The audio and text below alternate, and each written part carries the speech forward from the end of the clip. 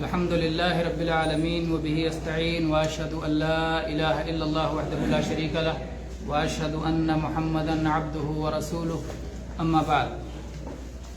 گزشتہ درس میں توحید اور اس کی قسموں سے متعلق گفتگو ہوئی اور توحید ربوبیت پر تفصیلی گفتگو شروع ہوئی اور بتایا گیا کہ توحید ربوبیت کی دلیل ہر وہ آیت ہے جس میں رب کا ذکر آیا ہے یا اللہ تعالیٰ کی کسی صفت یا خصوصیت یا کسی عمل کا ذکر آیا ہے یا کسی حدیث میں یہ چیز ذکر آئی ہیں، تو یہ سب توحید ربوبیت کی دلیل ہے. کیونکہ توحید ربوبیت کا مطلب کیا ہے؟ اللہ کو اللہ کے کاموں میں ایک جاننا. اللہ کو اللہ کے کاموں میں ایک ماننے کا نام توحید ربوبیت ہے. اللہ کے وجود پر ایمان لانا اور اللہ کو اس کے کاموں میں ایک ماننا، یہ توحید ربوبیت ہے. یہ ماننا کہ اللہ ہی خالق ہے، اللہ ہی رازق ہے، اللہ ہی موت اور زندگی کا مالک ہے، اس کائنات میں اللہ ہی کا حکم چلتا ہے. یہ سب کیا ہے؟ توحید ربوبیت ہے. آج اس سلسلے میں ایک آیت پڑھتے ہیں جو سورہ بقرہ کی آیت نمبر 163 اور 164، دو آیتیں پڑھتے ہیں. ایک آیت میں توحید الوہیت ہے اور ایک آیت میں توحید ربوبیت. اللہ تعالیٰ نے فرمایا وَإِلَٰهُكُمْ إِلَٰهٌ وَاحِدٌ لَا إِلَٰهَ إِلَّا هُوَ الرحمن الرحیم. اس میں کیا ہے؟ الوہیت. اللہ تعالیٰ نے فرمایا وَإِلَٰهُكُمْ إِلَٰهٌ وَاحِدٌ، تمہارا معبود جس کی عبادت ہونی چاہیے وہ ایک ہی معبود ہے. تمہارا معبود سچا اور برحق ایک ہی معبود ہے. لا الہ الا ہو، اس کے سوا کوئی بھی عبادت کے لائق نہیں ہے.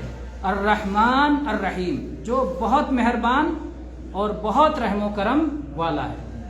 اس کے بعد اللہ تعالیٰ نے فرمایا ان فی خلق السماوات والارض واختلاف اللیل والنہار والفلک التی تجری فی البحر بما ينفع الناس وما انزل اللہ من السماء من ماء فاحیا به الارض بعد موتها وبث فيها من كل دابة وتصريف الرياح والسحاب المسخر بين السماء والارض لآیات لقوم یعقلون.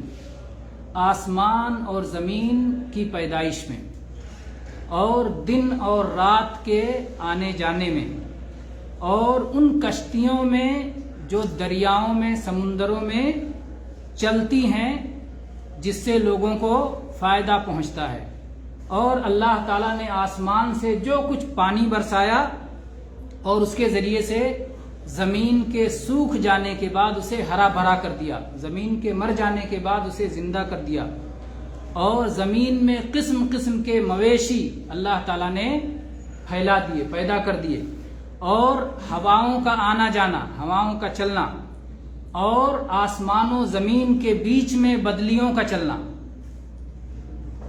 یہ سب نشانیاں ہیں یقین کرنے والوں کے لیے.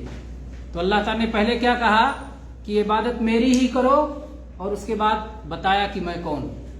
اس کی عبادت کرو جس نے زمین پیدا کیا، جس نے آسمان پیدا کیا، جس میں جو ہے دن اور رات کا آنے جانے پہ لگا دیا، ہمارے دن اور رات بنا دیا، جس نے آسمان سے بارش برسائی، جس نے دریاؤں میں کشتیوں کو چلنے کی طاقت دے دی، جنہیں ہوائیں چلائیں، اور جس نے قسم قسم کے جانور اور مویشی ہمارے لیے پیدا فرمائے، اور جس نے بدلیوں کو جو بارش جن کے ذریعے سے ہوتی ہے ان کو زمین و آسمان کے بیچ میں روکا اور چلایا.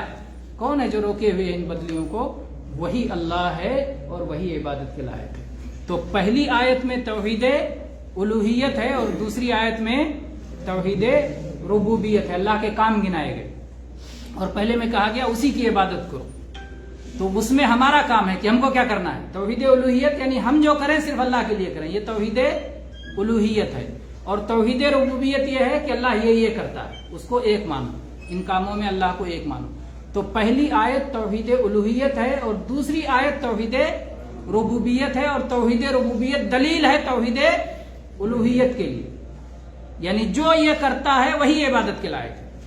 جس نے آسمان پیدا کیا وہی عبادت کے لائق ہے، جس نے زمین پیدا کی وہی عبادت کے لائق ہے، جو ان بدلیوں کے ذریعے سے پانی برساتا ہے وہی عبادت کے لائق ہے، جس نے پیڑ پودے پیدا کیے وہی عبادت کے لائق ہے. پیڑ پودے عبادت کے لائق نہیں ہیں. زمین آسمان عبادت کے لائق نہیں ہے. یہ سب تو مخلوق ہیں. دھرتی کی پوجا نہیں ہوگی. دھرتی کو کسی نے پیدا کیا ہے, اس پیدا کرنے والے کی پوجا ہوگی. پانی کی پوجا نہیں ہوگی. دریاؤں کی پوجا نہیں ہوگی. ان دریاؤں کو, اس پانی کو جس نے پیدا کیا ہے اس کی پوجا ہوگی. تو یہ ہے توحید. یہ اللہ تعالیٰ نے قرآن پاک میں سکھایا ہے. یہ توحید بندہ سمجھ جاتا ہے تو پھر ایمان والا ہو جاتا ہے, جس پر قائم میں رہنے میں وہ اللہ راضی ہوتا ہے, خوش ہوتا ہے. لیکن اگر یہی توحید ہاتھ سے چھوٹ جائے اور آدمی اس اللہ کو چھوڑ کر جگہ جگہ اپنا سر جھکانے لگے, جگہ جگہ ان سے مانگنے لگے, تو پھر وہ اللہ ناراض ہوتا ہے. تو انشاءاللہ اس کی تفصیل آگے آئے گی. آج اسی پر اکتفا کرتے ہیں. انشاءاللہ کچھ اور باتیں پھر اور پڑھیں گے انشاءاللہ. آج کے لیے اتنا کافی. سورہ بقرہ کی کون سی آیت ہے؟ یہ 163 اور 164. سورہ بقرہ کی آیت 163 164. اس میں توحید ربوبیت اور توحید الوہیت کا بیان. جزاکم اللہ خیر. السلام علیکم ورحمۃ اللہ وبرکاتہ.